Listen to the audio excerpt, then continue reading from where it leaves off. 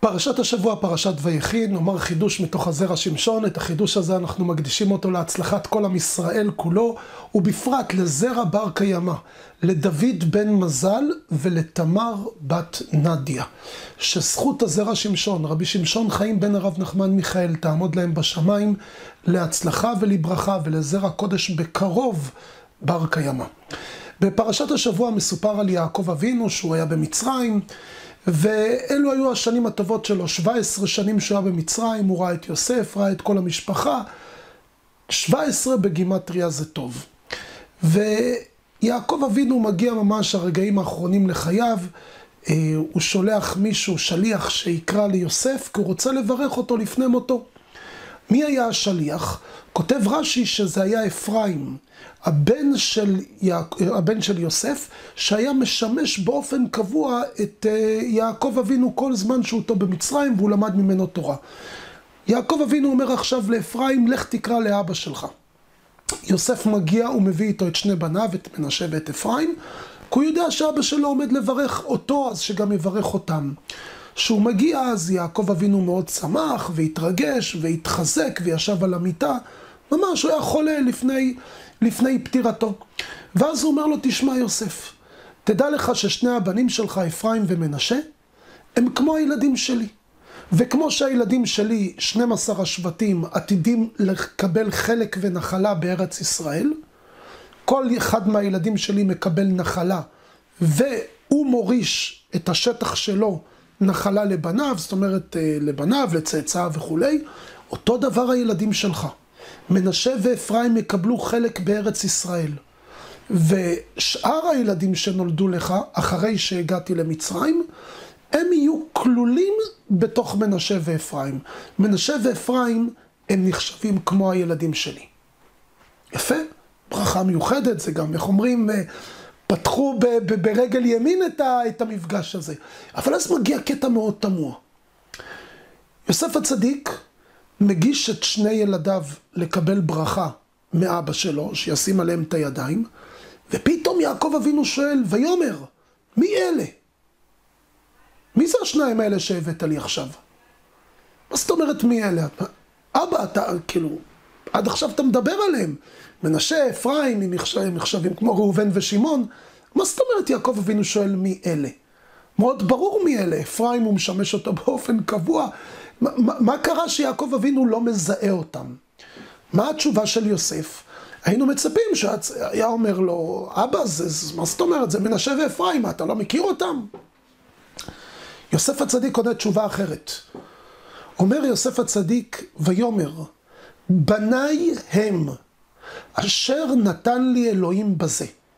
כותב רש"י, הוציא יוסף הצדיק שטר כתובה ושטר אירוסין, שהוא התחתן עם אסנת, עם אמא של מנשה ואפרים, שהוא התחתן איתה כדת משה וישראל, שטר אירוסין ושטר כתובה. אז שראה את זה יעקב אבינו, נחה עליו רוח הקודש, ואמר ליוסף, קחם נא אליי ואברכם. כל הקטע הזה, תסכימו איתי, זה משהו לא ברור בכלל. כאילו, מה קרה? למה הוא לא זיהה אותם? איך פתאום שטר האירוסין והכתובה כן פתר את הבעיה? למה בכלל צריך להציג שטר אירוסין וכתובה? למה בדיוק אחרי שהוא ראה את שטר האירוסין והכתובה נחה עליו רוח הקודש? יש פה משהו מאוד מאוד לא ברור, וכנראה שיש כאן רובד קצת יותר עמוק. בא זרע שמשון ומכניס אותנו קצת יותר פנימה. והוא מסביר ככה, הוא אומר לא מדובר פה בזיהוי חיצוני. יעקב הכיר את בניו של יוסף הצדיק. זה לא באמת היה העניין. הוא ידע מי זה מנשה, ידע מי זה אפרים, והוא אמר, שני הילדים האלה יקבלו נחלה בארץ ישראל. לא היה פה עניין של זיהוי חיצוני. היה פה זיהוי פנימי. ואני אסביר. יעקב אבינו בא לברך. ברכה של יעקב אבינו זו ברכה שלא רק למי שמקבל אותה, אלא זה לו ולצאצאיו ולכל הדורות הבאים אחריו. אז שיעקב אבינו בא לברך, הוא לא רק הסתכל על הבן אדם העומד מולו, אם הוא זכאי לברכה או לא זכאי, אלא הוא הסתכל על צאצאיו. האם הצאצאים ראויים לברכה? האם הברכה זה לא מדי שפע לאנשים לא מתאימים, לאנשים לא נכונים. בשביל זה צריך לבחון מי הצאצאים של מנשה ואפרים. בשביל זה צריך שתהיה רוח הקודש. ואז שמגיעים מנשה ואפרים לקבל את הברכה, יעקב אבינו מסתכל לא רק עליהם, שאותם הוא מכיר טוב, הוא מסתכל על הצאצאים שלהם. ואז פתאום הוא מגלה דבר מדהים, שמשהו פה לא מסתדר. ממנשה עתיד היה לעמוד מלך שקראו לו יהוא בן נמשי. יהוא בן נמשי היה מלך ישראל. מדבר איתכם תקופה כמעט 700 שנה לאחר מכן. יהוא בן נמשי היה מלך ישראל. והמלך הזה הוא היה בהתחלה מלך צדיק. הגמרא אומרת שהוא היה גברה רבה, זאת אומרת אדם, תלמיד חכם, משכמו ומעלה. ושהוא הפך להיות מלך ישראל, הוא נלחם בעבודה זרה. הוא ביער את כל בית אחאב, בית אחאב היו עובדי עבודה זרה. ניקה את כולם, העיף את כולם. והוא תפס את השלטון ורצה באמת להרים את כל עם ישראל בצורה טובה, ונפל בחטא של עבודה זרה. גם הוא חטא בסופו של דבר בעבודה זרה, ולא רק שהוא חטא בעבודה זרה, הוא ובניו, בקיצור, מתיקון גדול יצא קלקול. יהוא רואה אותו יעקב אבינו ואומר, מי זה? זה הבן של מנשה, מהצאצאים של מנשה, איך אני יכול לברך את מנשה? הוא מסתכל על אפרים, והוא רואה שעתיד לצאת מאפרים מלך, שיקראו לו ירבעם בן נבט. ירבעם בן נבט, הוא היה אחד מהדמויות בתקופתו של שלמה המלך, אחד מהתלמידי חכמים הגדולים ביותר בעם ישראל. כתוב שכל חכמי ישראל היו דומים לפניו כעשבי השדה. ראיתם פעם ארז? לידו יש עשב? מה הפרופורציה? וואו, כאילו זה אפילו אין פרופורציה. אותו דבר, גדלותו בתורה של ירבעם בן נבט, לעומת כל חכמי ישראל, ואני מדבר איתכם בתקופת שלמה המלך, זאת אומרת שכולם היו אריות, לא התקרבו, בשפה שלנו, לא התקרבו לקרסוליים שלו. והמלך הזה, ירבעם בן נבט, עלה לגדולה והתהפך. והוא התחיל לעבוד עבודה זרה, ולא רק שהוא עבד עבודה זרה, אלא הוא עבד עבודה זרה, וגם החטיא איתם ישראל, ומנע מהם לעלות לבית המקדש. הגמרא אומרת, שבגלל מעשיו של ירבעם בן נבט, הוא איבד את חלקו לעולם הבא. כן? עד כדי כך. זאת אומרת, הוא ממש, איך אומרים, חצה את כל הגבולות, את כל הקווים האדומים. שמסתכל יעקב אבינו על אפרים, והוא רואה את ירבעם בן נבט שעתיד לצאת משבט אפרים, הוא פונה ליוסף ואומר לו, ויאמר, מי אלה? תגיד לי, מי הבאת לי לקבל ברכה? אין לי בעיה לתת להם חלק, נחלה בישראל, אני גם מאוד אוהב אותם, את מנשה ואפרים. אבל לקבל ברכה?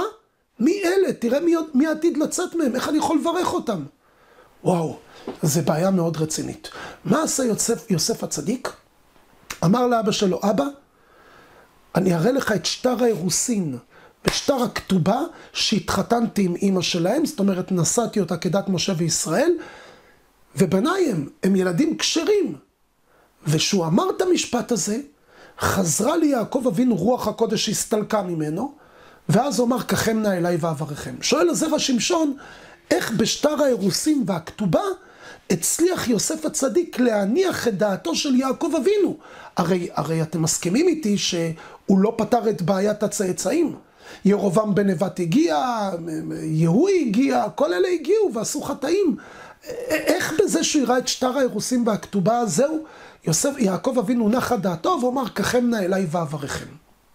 יש פה משהו קצת לא מובן. בא הזרע שמשון ואומר, בוא אני אסביר לך. הוא נותן הקדמה מאוד מעניינת. הוא אומר שהקדוש ברוך הוא מתנהל עם עם ישראל לפנים משורת הדין. מה זאת אומרת לפנים משורת הדין?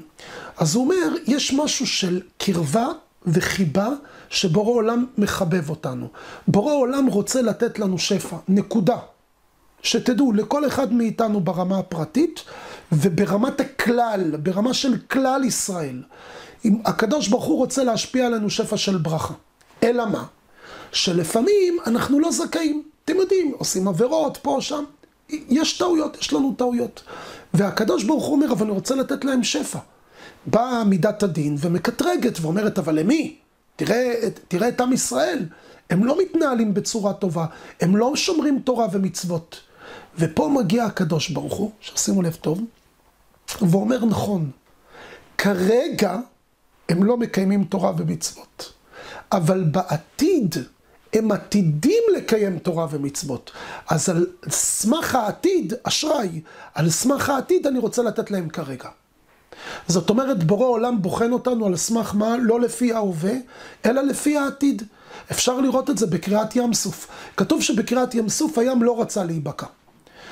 השטן קטרג ואמר שעם ישראל עובדי עבודה זרה, כמו המצרים. מה פתאום שהים ייבקע ליהודים? אבל הקדוש ברוך הוא אמר לים תיקרא. אולי עכשיו הם כעובדי עבודה זרה, אבל בעוד 50 יום הם עתידים לעמוד למרגלות הר סיני ולקבל את התורה. ואז הם יהיו צדיקים. אז על סמך העתיד תיבקע עכשיו. על סמך העתיד זכינו לביזת הים, לביזת מצרים, זכינו לשפע, לא שהיה מגיע לנו, אלא על סמך העתיד הקדוש ברוך הוא נותן לנו עכשיו. עכשיו תראו איזה אבסורד. מה קורה, עכשיו שאלה, מה קורה אם בעתיד השם יודע שחס וחלילה נהיה רשעים, נהיה לא בסדר? האם הוא ייתן לנו עכשיו שפע על סמך זה, או שימנע מאיתנו שפע על סמך העתיד שלא נהיה בסדר? פה זה מתהפך. דבר מדהים, שאם בורא העולם יודע שכרגע אנחנו בסדר, ובעתיד נהיה לא בסדר, בורא העולם אומר, לא, אני לא מסתכל על העתיד, אני מסתכל על הרגע. הרגע הם בסדר? תן להם, עכשיו מגיע להם. אבל מידת הדין אומרת, כן, ריבונו של עולם, אבל הם עתידים לעשות חטאים. אומר בורא העולם, בסדר, אבל מה עכשיו? הם טובים? תן להם עכשיו. שמתם לב? תמיד בורא עולם מסתכל על הצד החיובי. אם עכשיו אנחנו בסדר, בוא נסתכל על עכשיו. אם בעתיד אנחנו נהיה בסדר, בוא נסתכל על העתיד. זה משהו קצת ככה פרוטקציונרי כזה. אומר בלעם, לא הביט אבן ביעקב, ולא ראה עמל בישראל. בורא עולם אף פעם לא רואה אבן ביעקב, לא רואה משהו לא בסדר אצלהם. תמיד הוא הופך את זה, או ההווה או העתיד, אבל תמיד הוא יסתכל על הצד הטוב ביותר. עכשיו זה הגישה לגבי עם ישראל. מה קורה לגבי הגויים? כל בני נוח. בני נוח הקדוש ברוך הוא בוחן אותם לפי המצב הנוכחי. זאת אומרת, הוא לא... אם כרגע הם בסדר, יקבלו. ואם על סמך העתיד הם לא יהיו בסדר, אז הוא מסתכל על העתיד. ואם בהווה הם לא בסדר, אז הוא לא ייתן להם בגלל ההווה. זאת אומרת, בורא עולם בוחן אותם על סמך ההווה המתקיים. זה אצל הגויים. יפה. עכשיו, יש פה מקום לבוא ולדון. לפני מתן תורה, אברהם, יצחק, יעקב, השבטים, יוסף הצדיק, הבנים של יוסף הצדיק, כל אלו, למעשה זה השורש והגרעין של עם ישראל. מהם עתיד לצמוח העם היהודי. השאלה היא, כרגע, בתקופתו של יעקב אבינו, בתקופת יוסף, שעוד לא קיבלו את התורה, ועוד לא הפכו להיות בני ישראל, ממלכת כהנים וגוי קדוש, האם אנחנו מסתכלים על השבטים, דנים אותם כעם ישראל? זאת אומרת שהקדוש ברוך הוא תמיד מסתכל על הצד החיובי שבהם, או שדנים אותם כבני נוח. תשמעו, עדיין עוד לא ירדה תורה לעולם. אתם בני נוח, והם קיימו מצוות, אבל לא בגלל שהם נדרשו לכך. ההגדרה ההלכתית שלהם היא כבני נוח, כמו כל הגויים, ולכן הקדוש ברוך הוא לא יכול להסתכל על סמך העתיד הטוב שיהיה, אלא אם העתיד לדוגמה לא בסדר, אז הוא מסתכל על הלא בסדר של העתיד, ואם ההווה לא בסדר, הוא מסתכל על הלא בסדר של ההווה, כי אצל הגויים זה בדיוק להפך. עכשיו פה השאלה היא איך מסתכלים על הגוי, על בניו של יעקב אבינו. הם בתקופת התפר. מצד אחד הם בני אברהם, יצחק ויעקב, מצד שני הם עוד לא קיבלו את התורה. האם הם מוגדרים כבני נוח או מוגדרים כבני ישראל? את השאלה הזו שואל בעל הפרשת דרכים רבי יהודה רוזינס, שחיבר חיבור יפה מאוד על הרמב"ם שנקרא משנה למלך. והוא אומר שיעקב אבינו הסתפק בזה, כך הוא כותב. ולכן כשהגיעו אליו מנשה ואפרים, הוא אמר נכון שהם כרגע בסדר, אבל בעתיד יהיו להם צאצאים לא בסדר. והאם אני מסתכל, ככה שאל יעקב אבינו, האם אני בוחן אותם כרגע כבני נוח? ואם הם נחשבים כבני נוח, הכוונה היא שעוד לא קם עם ישראל, כל האנושות כולה, שחייבת במצוות, זה נקרא בני נוח. האם אני מסתכל עליהם בהגדרה הלכתית כבני נוח כמו כל הגויים, אז אני לא יכול לברך אותם, כי בעתיד יצא מהם משהו לא טוב. לעומת זאת, אם אני בוחן אותם כבני ישראל, אז כבני ישראל לא אכפת לי שבעתיד יהיו לא טובים. כרגע הם בסדר, עכשיו אני מברך אותם. לא הביט אבן ביעקב. אומר יעקב אבינו, אבל אני לא יודע איך להגדיר אותם. האם כך או כך? מי אלה? איך אני מגדיר את ההגדרה של אלה? מה קרה באותו רגע? נסתלקה ממנו השכינה. הוא לא הצליח לברך. בא יוסף הצדיק ואומר לו, אבא, אני כבר הכרעתי שאנחנו נחשבים כבני ישראל. איך? הוא אומר, הגויים לא מתחתנים, בעל ואישה, לא מתחתנים עם כתובה, עם קידושין, עם שטר אירוסין. אין להם את זה. הם באים, מצהירים שהם רוצים לחיות כבעל ואישה, וחיים כבעל ואישה. אנחנו בעם ישראל, זה לא רק הצערה שאנחנו נכנסים תחת קורת גג אחת, אלא יש פה, כך כותב הזוהר הקדוש, יש כאן חיבור של נשמות. ולחבר את הנשמות צריך להתחתן כדת משה וישראל, על ידי שטר אירוסין, על ידי כתובה, כמו שאנחנו עושים היום, שהחתן נותן לה כלה טבעת. הטבעת היא עגולה מבפנים ומרובעת מבחוץ, ויש פה עניינים גבוהים מאוד על פי תורת הקבלה. במעמד החופה יש ברכות מיוחדות, והברכות הללו גורמות לקשר, לייחוד. בדיבור שאנחנו אומרים, הרי את מקודשת לי, אנחנו מייחדים את שורשי הנשמות, לכן אנחנו אומרים כדת משה וישראל. וזו הסיבה שעם ישראל הקפידו לאורך כל ההיסטוריה על קידושין ועל חופה וחתונה, שתהיה כדת משה וישראל. ואלו שלא מתחתנים כדת משה וישראל, הם פשוט לא מבינים. הם חושבים שזו הצערה שאנחנו נשואים ביחד, אז הם אומרים בוא נצעיר בנישואים אזרחיים. אבל הם פשוט טועים. יש הבדל מהותי בנישואים אזרחיים, זה כמו שותפות, זה כמו עסק. אז יש לך בעסק עובדת, יש לך בעסק עובד. הפך אתכם להיות קשורים אחד בשני? חוץ מקשר עסקי? לא. אבל כאשר מדובר בחופה, זה קשר של מערכת רוחנית. זה הנשמות מתקשרות ביחד. והנשמות לא נפרדות גם אחרי 120. וחולקות ביחד את גן עדן. וחולקות ביחד צאצאים. יש פה דברים הרבה מעבר לגוף. בעיקר על הנשמה. ולהבדיל שמתגרשים, זה קריטת הקשר מבחינה רוחנית. הגט, מטרתו לכרות את הקשר מבחינה רוחנית. אם לצורך העניין הוא נפטר או היא נפטרה, הם לא יושבים שבעה אחד על השני, אם הם התגרשו. כי נותק הקשר הרוחני. להבדיל שנשואים יש קשר רוחני שמחבר. אם חס וחלילה מישהו נפטר, אתה יושב עליו שבעה כמו שזה אח שלך, כמו שזה אבא שלך, שזה אמא שלך. למה? כי זה קשר שנוצר במעמד החופה. אומר יוסף הצדיק, אני התחתנתי עם אסנת בקשר של דת משה וישראל. ואני הוכחתי שאנחנו בני יעקב כבר מתנהלים לא כמו בני נוח, כי אני לא חייב, אלא כמו בני ישראל שמתחתנים עם חופה ועם קידושין. אז תסתכל גם על הילדים שלי, כמו שהקדוש ברוך הוא מסתכל על הילדים שלו, על עם ישראל. והוא לא הביט אבן ביעקב. אם כרגע הם בסדר, לא אכפת לי שבעתיד הם יהיו לא בסדר. ואם כרגע הם לא בסדר, אז הקדוש ברוך הוא מסתכל על העתיד שכן יהיו בסדר. אבא, תבחן אותם בצורה הזו. ושיוסף הצדיק קרא לאביו את שטר האירוסין והכתובה, אמר לו אבא שלו, הסכמתי איתך, קחם נא אליי ואברכם. אז היא רצון שברכתו של יעקב אבינו, שבירך את מנשה ואפרים ואמר להם, בך יברך ישראל, ככה יברכו כל עם ישראל. היא רצון שברכתו של יעקב אבינו תחול על כולנו, לשפע של ברכה, שפע של הצלחה, ובורא עולם ימלא כל משאלות ליבנו לטובה לעבודתו יתברך.